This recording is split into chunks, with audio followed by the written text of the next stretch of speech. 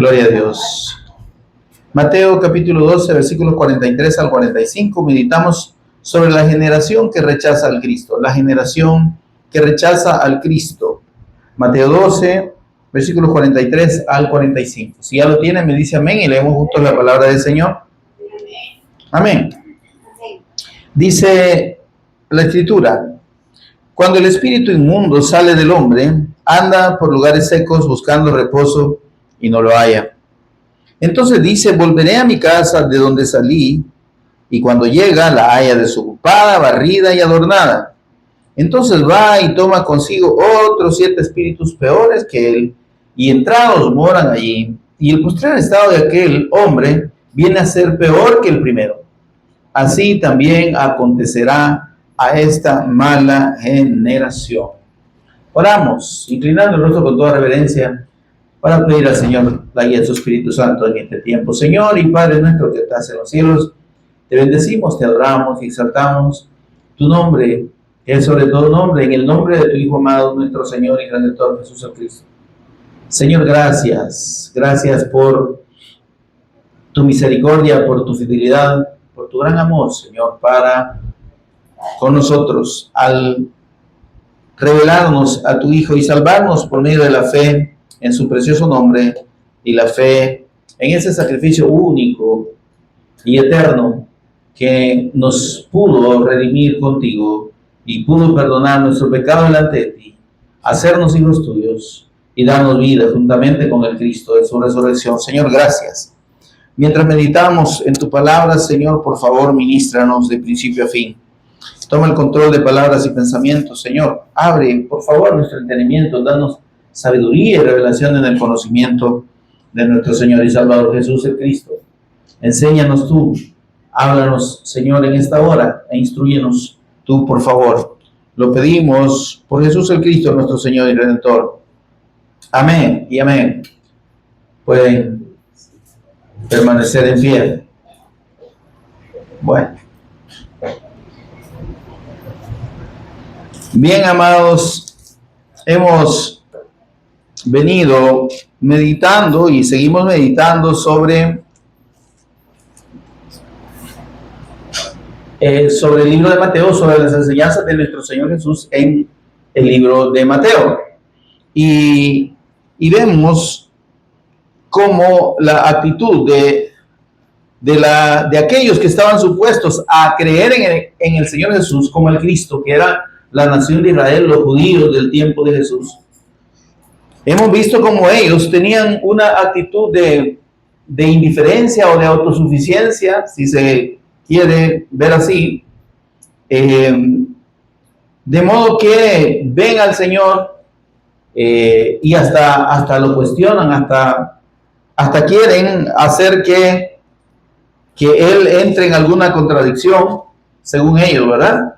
Y además le acusan, como ya hemos visto en las meditaciones anteriores, le acusan al Señor de echar demonios por Belcebú, ¿verdad? Que es el espíritu de Satanás. Y entonces el Señor aquí en este punto y en esas situaciones específicas que se dieron con los religiosos, óigame esto, por favor, es con los religiosos, no cualquier religioso, no fanáticos, ¿verdad? Estamos hablando de personas muy instruidas en la Escritura. Amén, amado. Gente conocedora de todo el Antiguo Testamento, todo el Tanaj.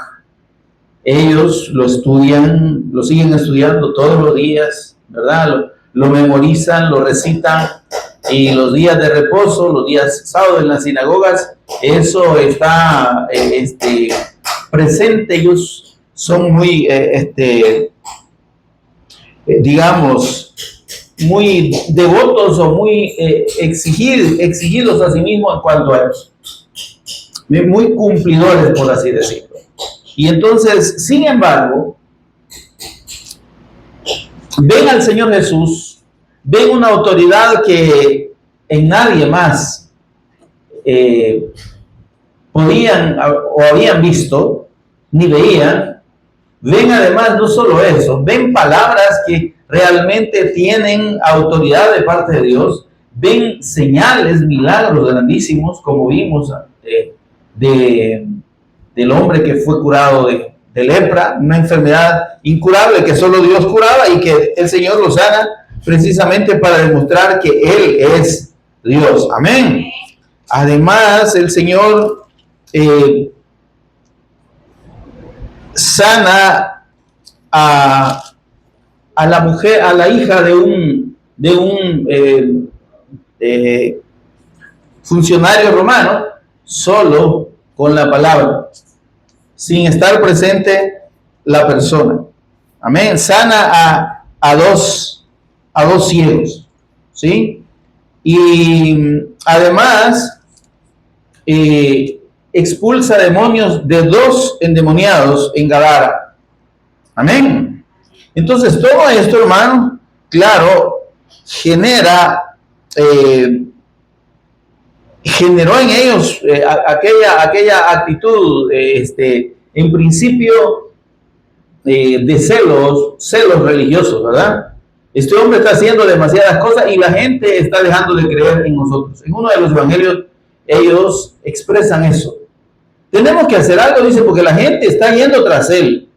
Miles de personas lo siguen y le oyen, ¿verdad? Y a nosotros ya la gente ni nos quiere oír. Entonces, pero dentro de esa ceguera espiritual, religiosa, hermano, entonces, en vez de humillarse, en vez de doblegarse delante del Señor y reconocer con las pruebas evidentes que Él era el Cristo, deciden precisamente lo contrario.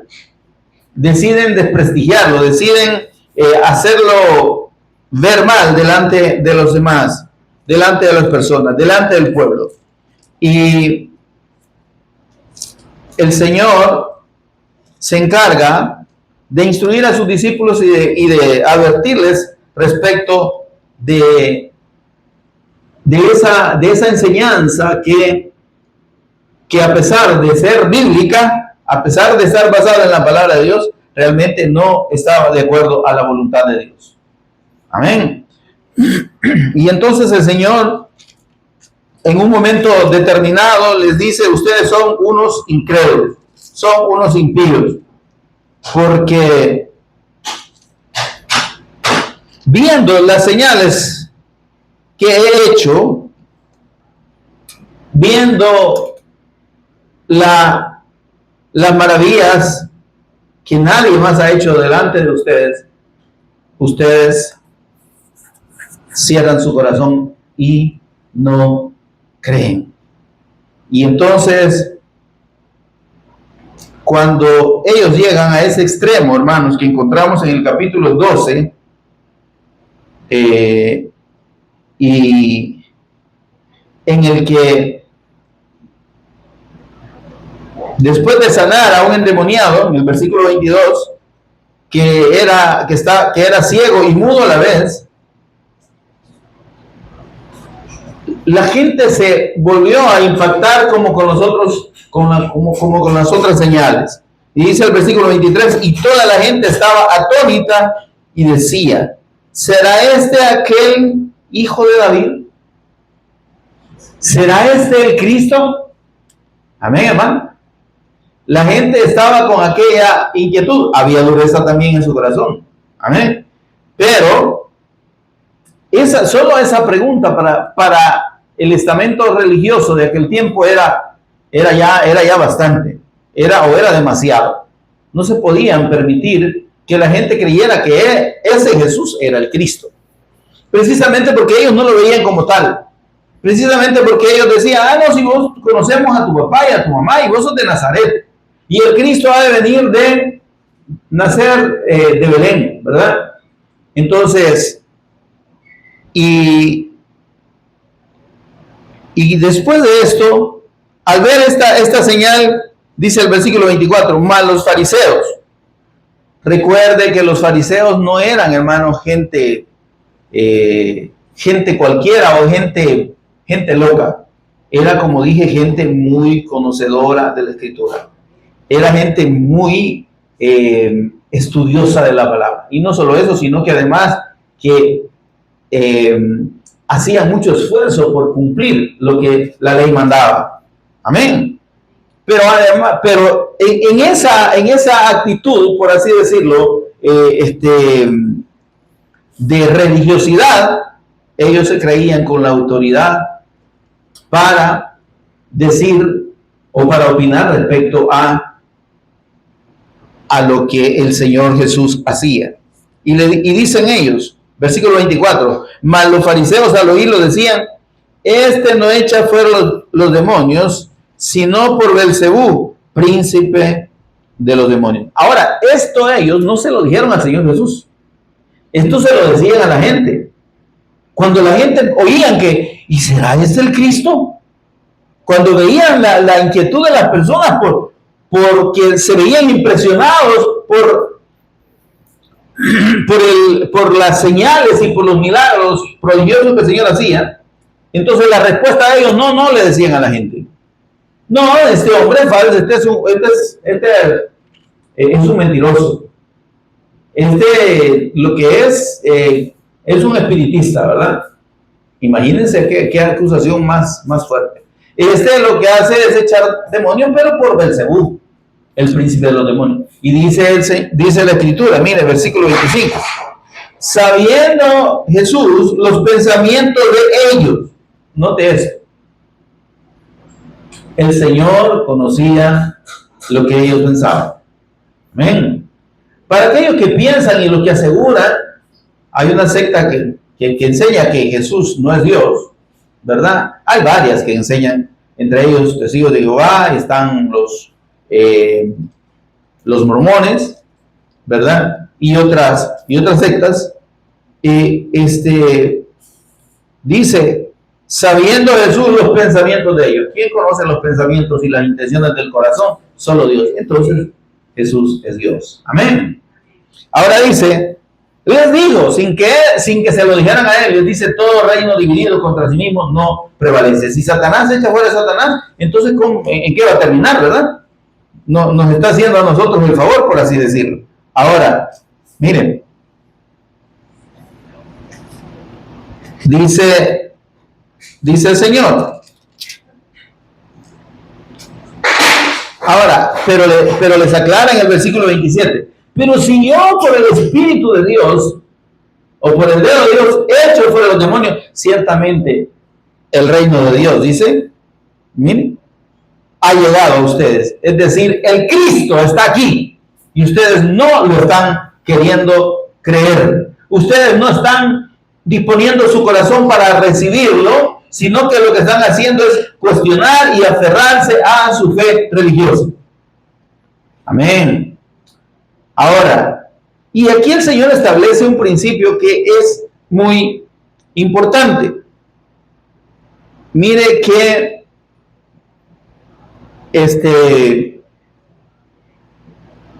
mire lo que dice en el versículo 29. ¿Cómo puede entrar uno, dice, en la casa de un hombre fuerte y saquear sus bienes si primero no le ata? Entonces podrá saquear su casa. Entonces, ¿qué le está diciendo el Señor? Bueno, si yo echo fuera los demonios, para echarlos fuera, tengo que haber primero derrotado a Satanás. Amén, hermano. Entonces el Señor Jesús está diciendo, yo tengo autoridad sobre Satanás. Y yo los he hecho porque ya he vencido a Satanás. Ahora, vea esto, hermano. Una buena observación aquí para los que estudiamos la Escritura. Y si dice la Escritura que el Señor Jesús venció a Satanás y expuso a los principados y potestades en la cruz, aquí todavía no lo habían crucificado. ¿Por qué dice que ya lo ató? Porque el sacrificio de Cristo es eterno, hermano. Amén. Porque el Cordero de Dios, como dice en el libro de Apocalipsis, que fue inmolado desde la fundación del mundo.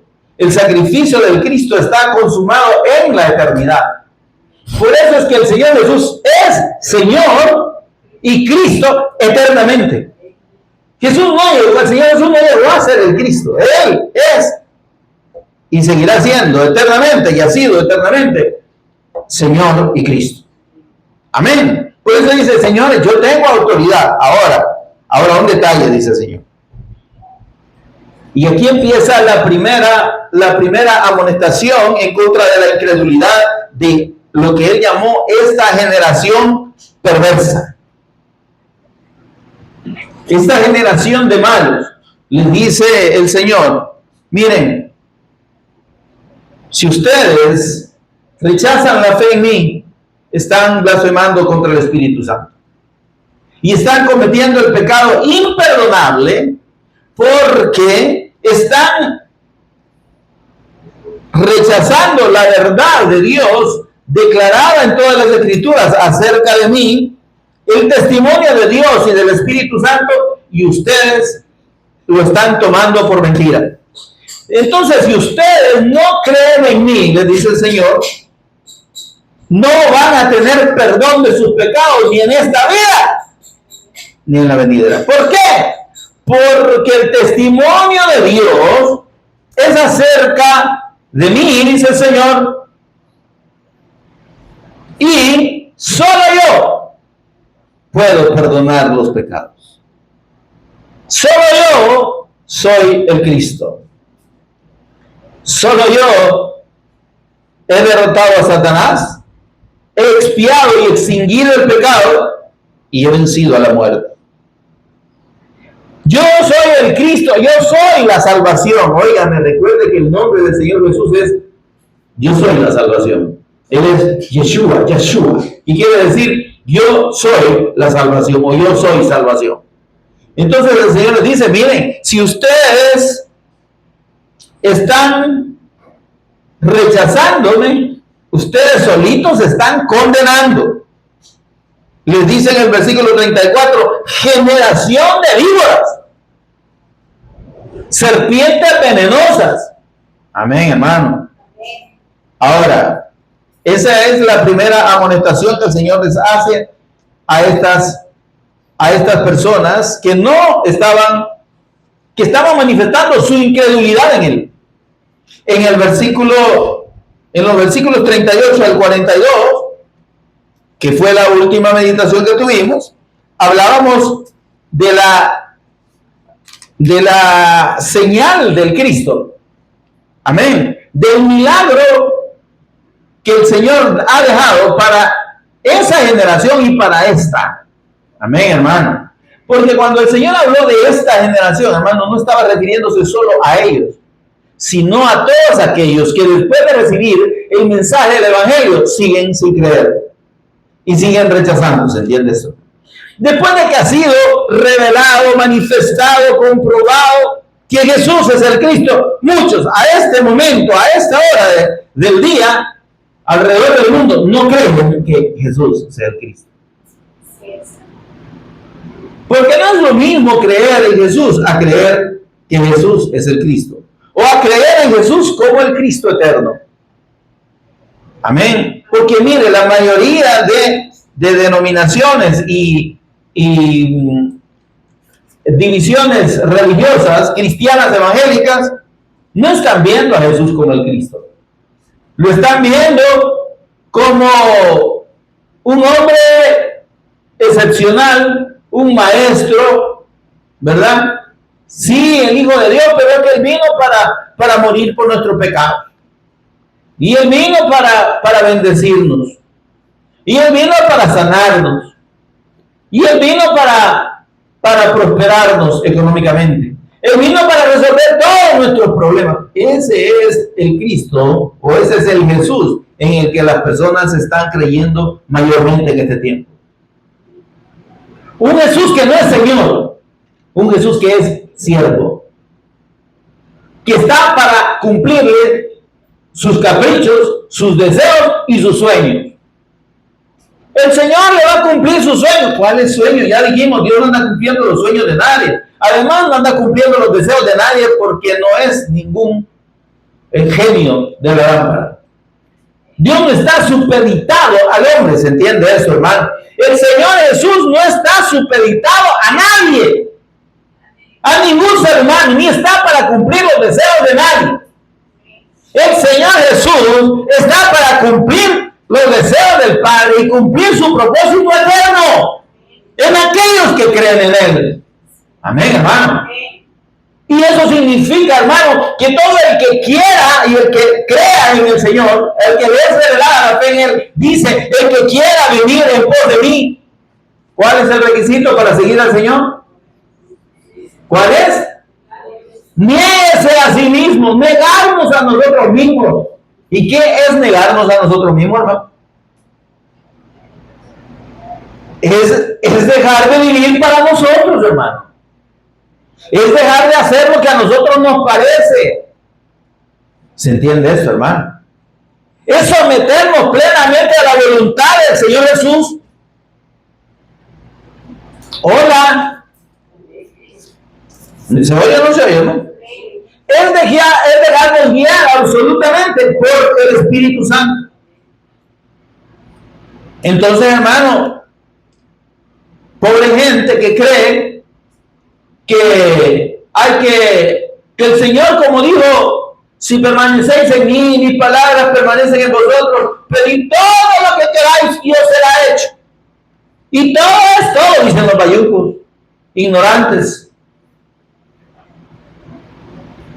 ciegos. ¿Cómo va a creer usted que Dios le va a pedir, que el Señor Jesús le va a conceder todo lo que usted quiera? ¿Sabe cuál es ese todo que el Señor concede? Pedid todo lo que queráis y os será hecho. Porque los que estamos en Cristo ya no pedimos conforme a nuestra voluntad, ni para nuestros deseos, ni para nuestro vientre, ni para nuestros caprichos.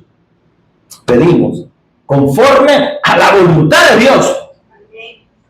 ¿Y qué hemos de pedir como conviene? Dice el apóstol Pablo. No lo sabemos. Amén. Porque el Espíritu de Dios intercede por nosotros delante del Padre con gemidos indecibles, porque conforme a la voluntad de Dios intercede por nosotros. Entonces no es cuestión de que usted pueda pedir 2 mujeres, ¿verdad? O 2 maridos, o pueda pedir casas, carros. Esas son doctrinas de demonios, hermano. Esas son enseñanzas erradas. Dios tampoco está para andarle diciendo a cada rato a usted, tal cosa te va a venir, ¿verdad? ¿Quiere que dejes de hacer tal? Mire, Dios no tiene, óigame, ninguna intención de estarle hablando a nadie en particular. En el capítulo 1 de la Escritura dice que Dios, habiendo hablado de muchas maneras en otros tiempos a los padres por los profetas, en estos postreros tiempos nos ha hablado por el Hijo. ¿Quiere usted oír lo que Dios, cuál es la voluntad de Dios y qué es lo que Dios tiene para usted?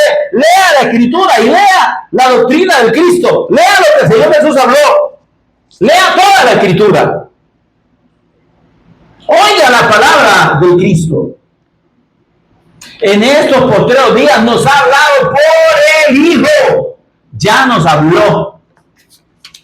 La mejor profecía, la palabra profética más segura está aquí mismo en la Escritura. Debe de andar pensando en oír a mentirosos que le dicen, dice el Señor, ¿cuál Señor? ¿Cuál Señor será el de ellos? Si Dios ya lo que tenía que hablar, ya lo habló. Si no es que vamos a estar esperando, hermano, a que Dios me diga qué hacer en este asunto. ¿Y usted cree que al Señor le interesan sus asuntos? Señor, ¿debo comprar o no debo comprar esta casa? En vez de decirle al Señor, ¿debo, Señor, dar este dinero que tengo a tu obra o no? No, está pensando en comprar una casa. ¿Para qué? Señor, ¿compre este carro o no? ¿Cree usted que el Señor cree que eso va a estar pidiendo conforme a la voluntad de Dios? ¿O cree que el Señor le va a decir, sí, hijo, comprate, yo te voy a poner el mejor carro, ¿verdad? Y si querés comprar teléfono, comprate el iPhone 800. ¿Y eso para qué, man?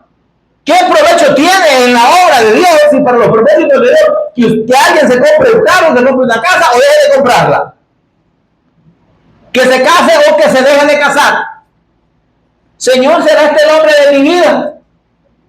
será el de tu muerte, pero al Señor no le interesa.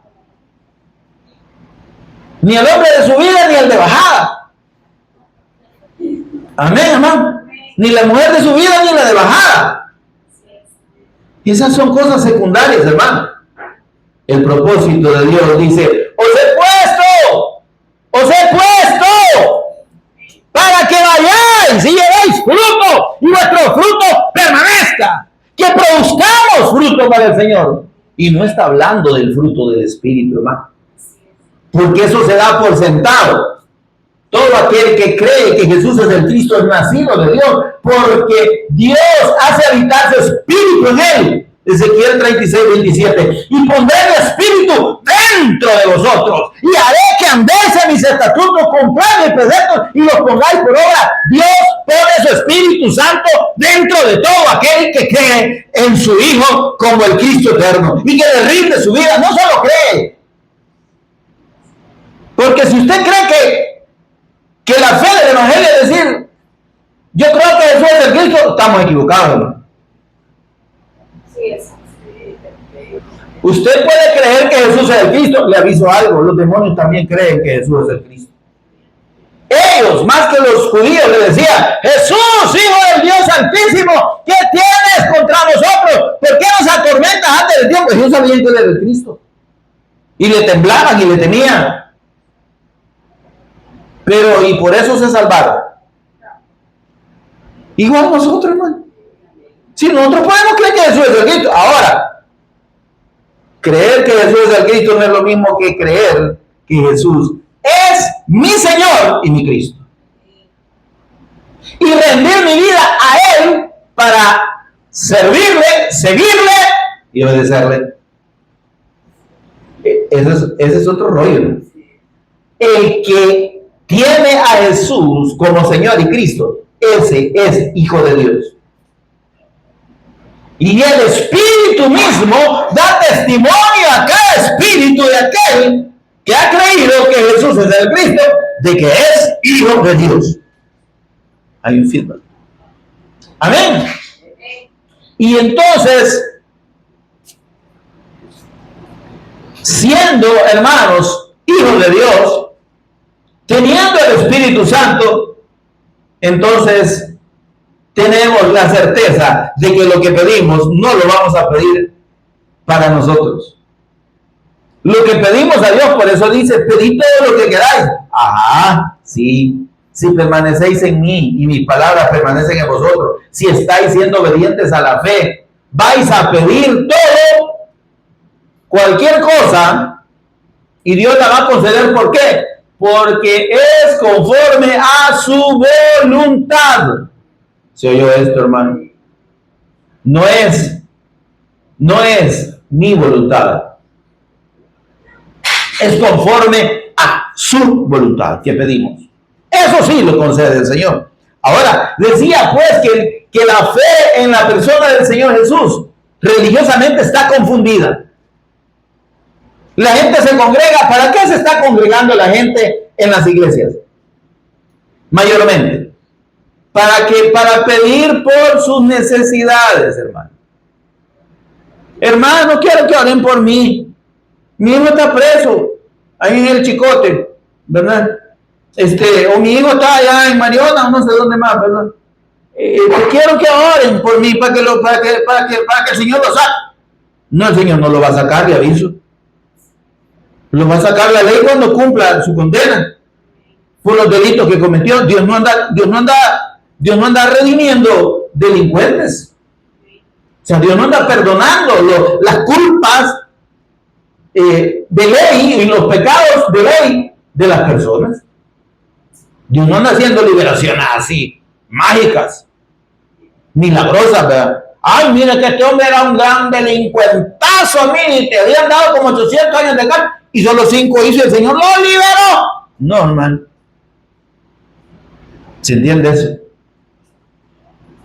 Ahora, llegan las personas a las iglesias, ¿para qué? Para pedir trabajo, que oren por trabajo, que oren porque tiene deudas y las quiere pagar, que oren porque está enfermo y necesita sanidad, y que oren porque el Señor, hermano, yo quiero que que el Señor me diga algo. Arrepentirte, le va a decir el Señor. Ya se lo dijo y se lo repite la palabra un montón de veces. Si usted quiere saber qué es lo que Dios, cuál es la voluntad de Dios para su vida, oiga la palabra del Evangelio, arrepiéntase y crea y obedezca la fe. Pero no esté esperando que, ay hermana, ¿tiene alguna palabrita para mí? Y si usted le va a preguntar a un hombre, a una mujer, que si tiene palabrita para usted, ¿a dónde deja Dios? ¿Y a dónde deja su palabra? Es más importante lo que esa vieja loca le va a decir, o que ese viejo loco le va a decir, que lo que Dios dice en su palabra. Por eso es que hay tanta gente engañada y extraviada de la fe. Es que mire, la taza o el vaso me dijo que yo le diera, el terreno de lo donara a él. Por bruto, por bruta. Y mire, y después de que la gente ha hecho lo que la taza o el vaso le dice, esos falsos profetas, ¿cómo van ante la ley a decir, mire, es que fíjese que él me dijo? ¿Y a dónde está la prueba? Si ahí voluntariamente dice, yo le cedo los derechos y le dono voluntariamente este terreno al falso profeta o a la vieja de esta loca, que dice que es profeta. Está conmigo, hermano. ¿Y cómo reclaman, pues? ¿Por qué? Porque dejan de poner oído a la verdadera profecía por oídos mentirosos. Porque quieren que les alegren al oído. Dice el Señor que esperes tu milagro, que ya viene. Allá viene por Arizona, ¿verdad? Ah, vaya, pero viene. Un día va a llegar.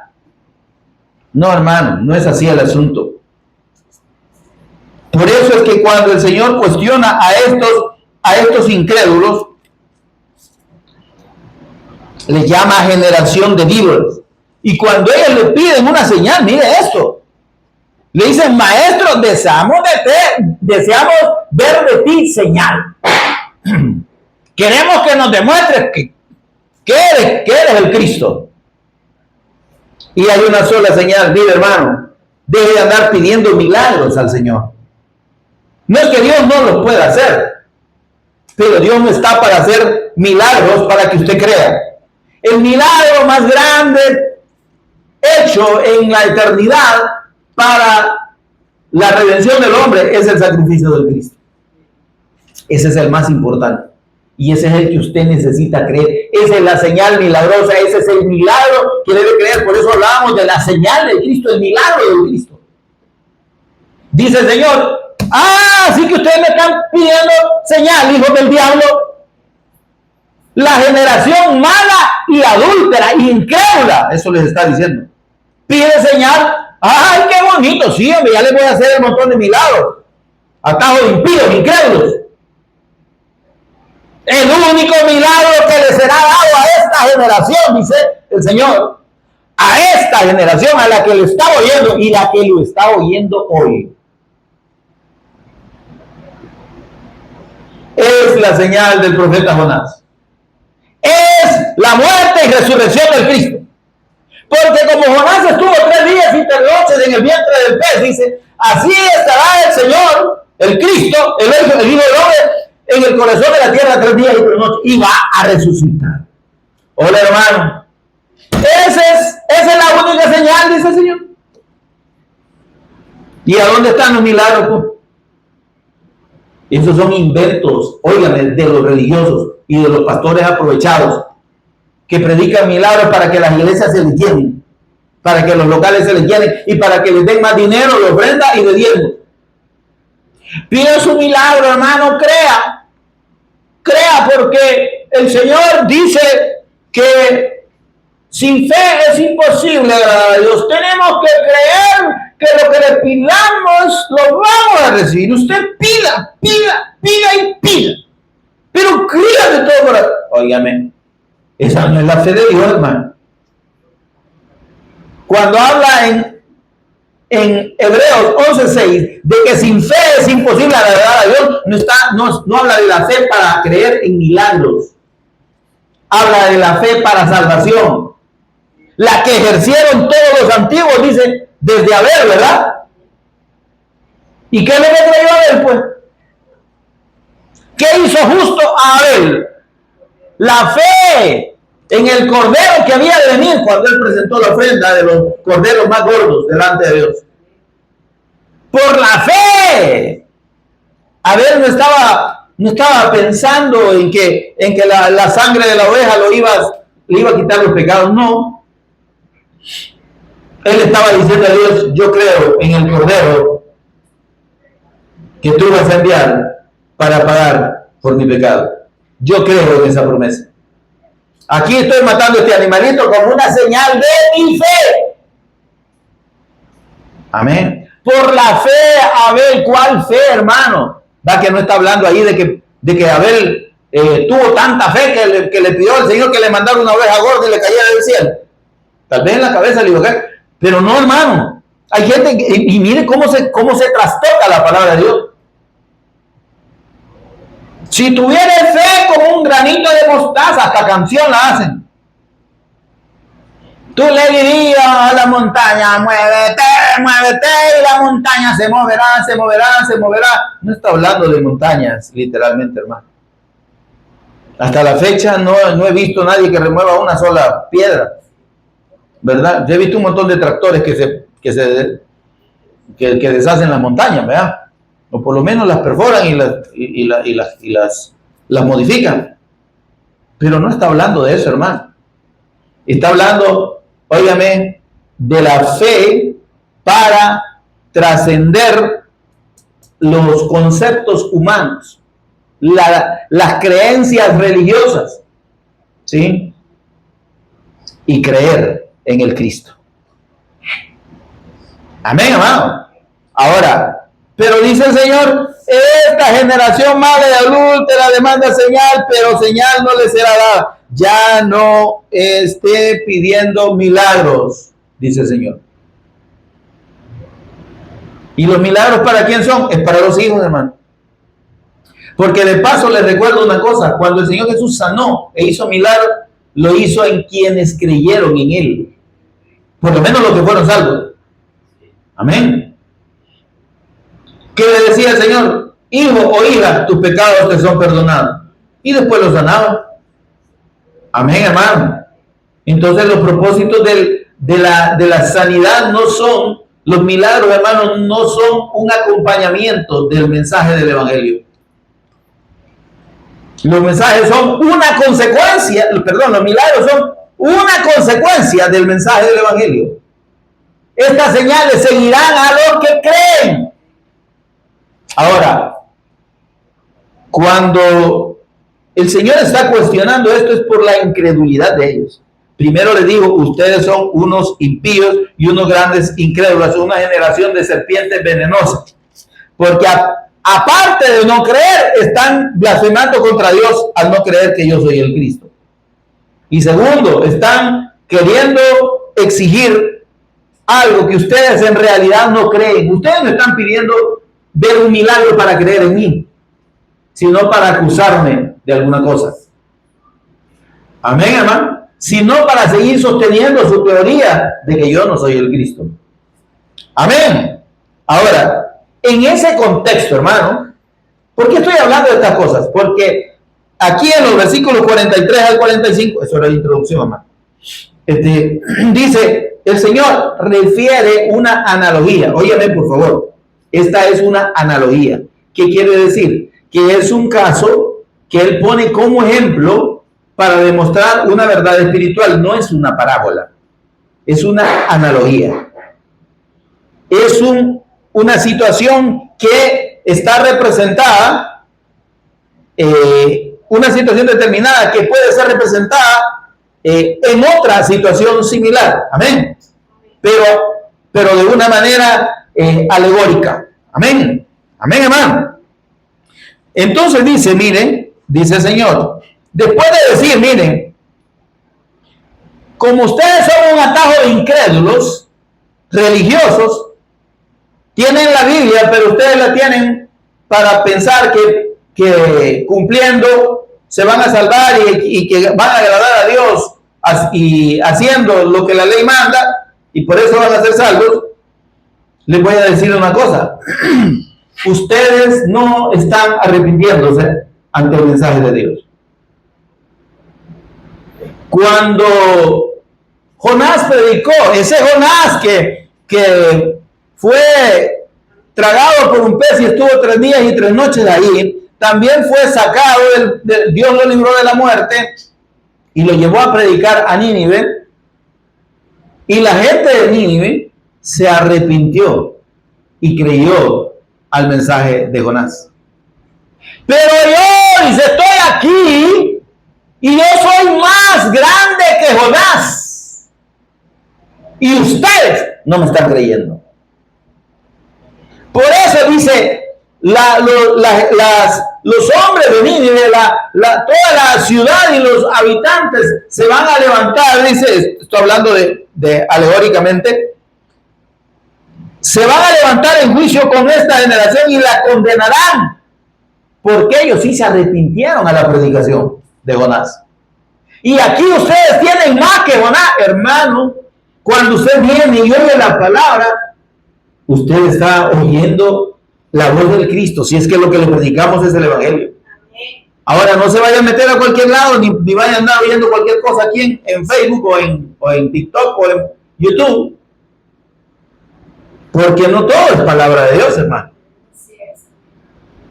Si la gente no tiene claro el Evangelio, le va a hablar de la Escritura y le va a hacer creer una cosa diferente que la que el Señor le está enseñando. Amén. Entonces dice el Señor, además la reina del sur, la reina de Sabá, aquella mujer que vino y recorrió miles de kilómetros para oír a Salomón, también se va a levantar y los va a condenar a ustedes, atajo de incrédulos. De este tiempo, hola hermano, se va a levantar, dice, contra esta generación, porque ella vino de los confines de la tierra, dice, de los fines, ¿verdad? O confines, para oír la sabiduría de Salomón. Óigame. Y yo preguntaba, ¿y usted y yo, cuál es el gran esfuerzo que hacemos para venir a oír la palabra del Señor? ¿Cuántos miles de kilómetros o cientos de kilómetros recorremos? Hola. ¿Y cómo nos cuesta, verdad? ¿Y cómo somos de duros y de rebeldes para buscar al Señor y para oír su palabra? No nos digan de ver una serie de Netflix o no sé qué, Netflix, ¿verdad? O una serie de unos doramas de dorados de no sé qué. Usted puede pasar horas ahí y lo que está recibiendo, mire, puro adoctrinamiento del diablo. Cómo ser mentiroso, cómo ser infiel, cómo ser pícara, sinvergüenza, si es mujer, o pícaro, sinvergüenza, si es hombre. Hola, pero usted ahí no dice nada. Bien galán, se tira 3, 4, 5, 6 horas viendo pura basura. Y para oír la palabra aquí, ay, es que mire, la verdad que todo hermano, sí, a mí me gusta el mensaje, pero bien largo usted. Hasta se pasan de la hora. Dele gracias a Dios que nos pasamos de la hora. Y deje de estar viendo el reloj a la hora de oír la palabra de Dios. Mejor ve el reloj cuando se pone a ver televisión. O se pone a hacer cosas que no convienen. Hablar del prójimo. O a hacer cualquier otra cosa que no edifica, pues.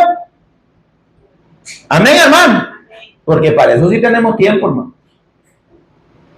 Hablamos de los hermanos, murmuramos de los pastores.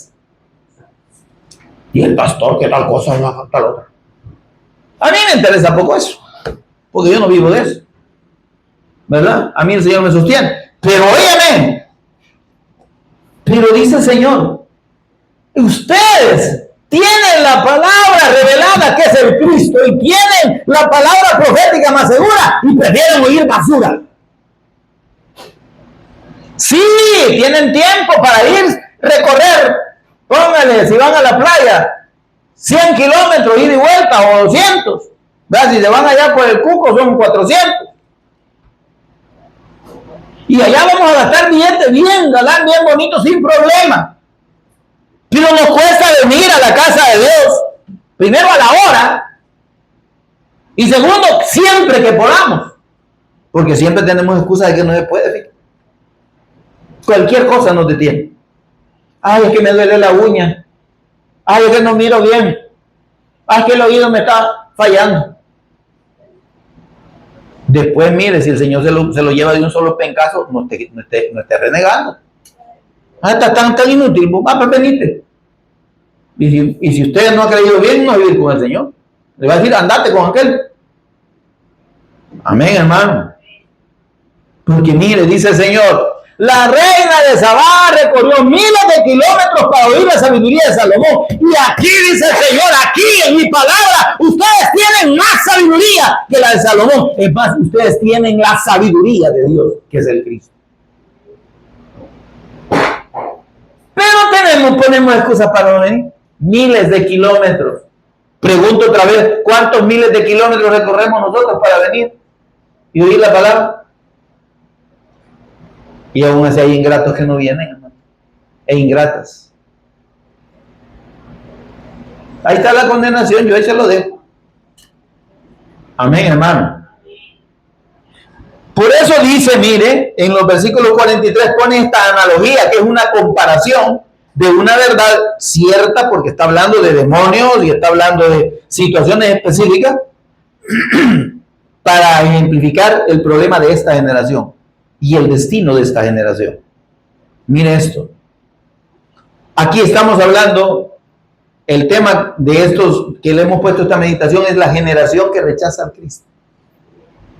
Porque óigame, una vez los amonestó, ¿sí? Y les dijo generación de víboras. La otra vez les dijo generación mala y perversa. Y la tercera vez les dice, ustedes ya no van a creer. Ustedes ya no pueden creer. Ustedes ya perdieron la oportunidad de ser salvos. Mire, hermano, yo le voy a decir una cosa. Hay gente que piensa que con la palabra del Señor tiene tiempo y puede jugar. ¿Verdad? Ay, sí, dice yo que mire, a mí me gusta. Pero ay, más adelantito voy a ver cómo hago. Ay, es que el Señor es misericordioso. Y si no, ay, me arrepiento antes de morir. Vaya, pues. O sea que usted le pone a Dios las condiciones, no Dios se las pone a usted. Usted es Dios. Usted sabe cuándo le va a palmar y cómo se va a palmar. No sabe si de repente el Señor le va a cortar el flujito del aire y le va a como chimbolo fuera del agua, ¿verdad? Y hasta ahí vamos a llegar. ¿Qué tiempo de arrepentir? Que usted que buscando cómo respirar va a decir, perdóname, ¿de dónde? Me arrepiento. ¿De dónde va a arrepentir? Si no se arrepintió cuando podía, no me va a arrepentir cuando esté muriendo. Cuando esté muriendo lo que va a querer es no morirse. Amén, hermano. Ahí le dejo yo la reflexión. No estoy asustando a nadie. Ahora miren. Porque, óigame, rechazar el mensaje del Evangelio y poner un corazón duro y resistirse al mensaje del Evangelio, a la fe en la persona de Jesús como el Cristo, tiene fecha de caducidad. Hay 1, 2, 3, no sé cuántas, porque también Dios es misericordioso. Pero hay un límite. Cuando la gente rebasa ese límite, entonces ya no hay más. Ya Dios no le va a andar buscando. Se acabó el tiempo de la salvación, la oportunidad de salvación. Y esto es lo que dice el Señor de esta generación. De esta generación. Dice, cuando el espíritu inmundo sale del hombre, anda por lugares secos buscando reposo y no lo hay. Entonces dice, volveré a mi casa. Mire, esto está hablando de la condición religiosa de los hombres que piensan que dejando de hacer tal o cual cosa, de que portándose de esta o de cual manera, Dios está agradado. Está barriendo su casita. ¿Se entiende, hermano? Está acomodando, queriendo parecer agradable y merecedor de Dios. Ese es el problema. Cuando la confianza de las personas no está puesta en la persona correcta, que es la persona del Señor Jesús y en su sacrificio, está barriendo su casita él solo. Está queriendo convencerse a sí mismo de que está bien delante de Dios. Igual que estaban los religiosos del tiempo de Jesús. Señor le dice, si nosotros, ¿de quién estás hablando? Los fariseos. Vos no nos conoces a nosotros. Nosotros somos estrictos en el cumplimiento de la ley. Así dijo el apóstol Pablo. La secta más estricta de los judíos, del judaísmo. Y a esto se está refiriendo aquí, a los escribas y fariseos. Y dice el Señor, ustedes están confiados en lo que hacen, ¿verdad? Ustedes piensan que yo no soy el Cristo. No creen que yo soy el Cristo. Ven las señales, ven los milagros, oyen la palabra y no creen. Y además se atreven a asegurar en su incredulidad que yo no vengo de Dios. Para empezar, les voy a decir que están cometiendo el pecado imperdonable. Y segundo, que yo no voy a hacer lo que ustedes piensan que voy a hacer. Yo no voy a hacer milagros para que ustedes me crean. El que va a creer en el mensaje del Evangelio lo va a hacer por la fe en la palabra, en el testimonio de Dios en toda la Escritura. No porque Dios le haga un milagro o porque le dé una palabra profética. O porque una taza o un vaso o una paila le hable. Dios no habla así ahora, hermano. Esos son mentirosos. Esa gente es falsa. Óigame, por ahí tengo un conocido que dice, ay, aquí el Señor me usa, yo soy un vaso. Y yo cada vez porrón le veo, pero bien, yo soy un vaso, dice, y el Señor me usa y me da palabra. De todas las palabras que me ha dado, no todas se han cumplido, pero la mayoría se han cumplido. Hola, me estoy yendo, hermano. Y el Señor da el parámetro para esos mentirosos y a esos que no son profetas de Dios. Porque dice que cuando la palabra viene de Dios, hermano, si no debe quedar ni una sola profecía, una sola palabra sin cumplirse. Si alguien dice hablar de Dios, pero una sola cosa no se cumple, no es de Dios, y todo lo que dijo antes, Dios no lo habló nunca. Y entonces pregúntese quién lo habló. Porque hay espíritus de demonios, espíritus de adivinación, espíritus de error metidos en las iglesias, en las congregaciones. ¿Por qué, hermano? Porque han dejado el evangelio. Porque están creyendo que a Dios se llega de un montón de formas. Sí creen en Jesús, pero hay que hacer otras cosas para agradar a Dios. Es que, hermano, hay que santificarse. Tenemos que alejarnos del pecado. Yo no digo que pequemos, ¿verdad? Pero óigame, esa no es la condición para que Dios te salve. Ese es el resultado de que Dios te ha salvado. El hecho de que nosotros nos alejemos de lo malo y busquemos agradar a Dios no es una carta de chantaje para Dios. Vaya, yo ya me porté bien, entonces yo voy para el cielo. Así, bonito sentió allí. Si óigame, lo que podemos producir de obediencia es en la fe del Cristo. Él produce en nosotros las obras que le son agradables delante de Dios. Él, no usted ni yo. Entonces no estamos hablando de portarnos mal, no estamos hablando de pecar. Estamos hablando de que no podemos decir que por lo que hacemos o porque nos portamos de tal o cual forma, Dios nos va a salvar y por eso está agradado Dios con nosotros. ¿Se entiende? Y que si no nos portamos bien, nos vamos a condenar. Ese es otro error, ¿no? Ahora ya le dije, hermano, les digo el Señor, no estén esperando más milagros.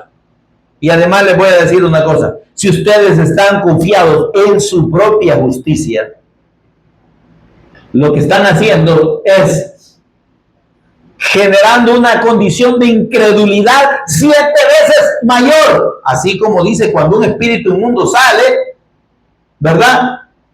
Anda por lugares secos y después dice, bueno, si yo estaba bien allá donde estaba, y dice que toma otros 7 espíritus peores que él y se va de regreso de donde salió. Porque, óigame, alejar el mal sin la obra del Cristo, sin la fe del Evangelio, no es permanente, hermano. La gente que se retira de hacer lo malo, entre comillas, con su propio esfuerzo, cuando vienen a caer, hermanos, se hunden muchísimo más. ¿Me está oyendo, hermano? Y esto es lo que dice el Señor. Si ustedes no creen en mí, no estén pensando que su religión los va a volver mejores. No estén pensando que sus prácticas religiosas los van a hacer más santos. El postrer estado de aquel hombre viene a ser peor que el primero. Es decir, que el que niega la fe del Evangelio se vuelve después todavía más duro y más incrédulo. ¿Y eso qué significa, hermano? 0 posibilidades de salvación. ¿Me oyó, hermano? Son endurecidos por su necedad misma. Pero por tu dureza y tu corazón no arrepentido, ¿qué dice? Está en Corintios o en Romanos. Romanos 2. Vamos a Romanos 2, por favor. Romanos 2, Romanos 5. Perdón, Romanos 2:5. Hechos Romanos. Mira lo que dice ahí. Pero por tu dureza y tu corazón no arrepentido, atesoras para ti mismo ira, para el día de la ira y de la revelación del justo juicio de Dios. ¿Se da cuenta? El que rechaza la fe del Evangelio una, otra y otra vez, va a caer en esto. Va a ser endurecido por su necedad 7 veces más. Y no va a tener posibilidad de creer por su incredulidad reiterada, así como la de estos hombres. Por eso digo, así, mire la parte final del versículo 45, ¿qué dijo el Señor Jesús? Así acontecerá también a esta mala generación, a esta generación incrédula. Todo el que no cree que Jesús es el Cristo, hermanos, que rechaza la fe del Evangelio, hermanos, no le espera nada bueno. Yo quisiera decirle, mire, ¿verdad? El Señor es misericordioso, en algún momento lo va a perdonar, lo va a llamar. Yo no le puedo decir eso. La palabra de Dios dice que si usted rechaza, se endurece 7 veces más. Y su estado posterior va a ser peor que el anterior. Amén. 0 posibilidades de salvación. Por eso, hermanos, es importante que tanto usted y yo que hemos creído en el Evangelio de Dios, nos aferremos a esta fe. Amén, hermano. Que dispongamos el corazón a ser edificados en esta fe, hermano. Sí, no cuesta. Créanme, no cuesta. Puede haber algún esfuerzo, humanamente hablando, pero eso no debería ser un impedimento para nosotros. Si la reina de Sabá estuvo dispuesta a recorrer miles de kilómetros para ir a oír una sola vez a Salomón, imagínese usted y yo que tenemos la sabiduría de Dios revelada en la Escritura.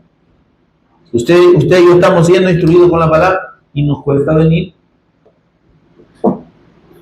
Y entonces, estamos disponiendo el corazón como esa generación que sí cree al mensaje, o como la generación perversa, adulta, incrédula, y la generación de víboras que rechaza el mensaje del Evangelio. Necesitamos entender esto, hermano. Y necesitamos tener una actitud, como dice el escritor de Hebreos, es necesario que con más diligencia atendamos las cosas que hemos oído. Porque si Dios no perdonó a los ángeles que pecaron, si nosotros nos apartamos de la fe, si nosotros, ¿qué es apartarse de la fe? El verbo. Sí, yo ya creí que eso es el Cristo. Sí, me gusta. Está bonito. Y como el hermano todas las veces lo explica. Entonces da igual que lo oiga hoy o que lo oiga dentro de un mes. Voy a llegar dentro de 5 años y voy a seguir predicando lo mismo. Usted sabrá. Usted sabrá. La fe del Evangelio, la palabra de Dios dice que es el pan nuestro de cada día y que debemos pedir por él. El pan nuestro de cada día no es la hartazón, no es la comida, es la palabra, hermano. Pero esa sí no la perdonamos, ¿verdad? Pues ya ahorita usted y yo estamos pensando que vamos a ir a cenar. Me voy a ir a hacer un poco de frijoles y unos plátanos fritos, ¿verdad? Amén, hermano. En él no dejamos de pensar, ¿verdad? Pero en la palabra del Señor somos más duros que una piedra para oír. Ah, pero amamos al Señor. Ah, pero creemos que Jesús es el Cristo. Vaya pues. Probaos a vosotros mismos si estáis en la fe, hermanos. Probémonos a nosotros mismos. Amén. Y meditemos en nuestra actitud hacia la palabra del Cristo. Amén, hermano. La generación que rechaza al Cristo, hermano, no tiene esperanza de salvación. Ni la tendrá en la vida venidera. Que el Señor tenga misericordia. Prediquemos el Evangelio, demos el testimonio de Cristo. Creamos a la palabra. Dejemos de estar pensando y pidiendo milagros. Dejemos de estar pensando y queriendo que Dios nos hable por medio de falsos profetas. Eso no es de Dios, no es de Dios, no es de Dios. Y si hay algún profeta verdadero, le va a hablar en relación a la obra de Dios, no en relación a sus tonteras personales. Amén, hermano. Así que póngase en pie conmigo y oramos. No lloramos, sino que oramos, aunque deberíamos llorar también.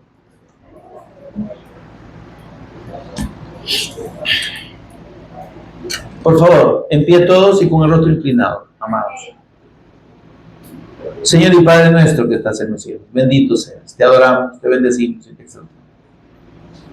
Señor, gracias por amonestarnos de manera tal que entendamos, Dios, la necesidad que tenemos de ser dóciles a tu palabra, de estar dispuestos a oírla, a recibirla, a creerla y a obedecerla. Señor, por favor, ayúdanos.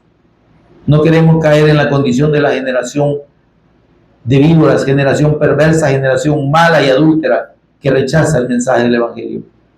Y que aún diciendo creer que Jesús es el Cristo, no vivimos conforme a la obediencia a la fe. Señor, ayúdanos, por favor. Que como discípulos tuyos, como tu iglesia verdadera, Señor, podamos reaccionar y disponer el corazón con más diligencia para atender las cosas que tú nos hablas y nos has hablado por medio de la Escritura y de la revelación de tu Evangelio. Por favor, Señor, lo pedimos. Por Jesús el Cristo nuestro Señor. Amén y amén. Permanezca en pie, por favor.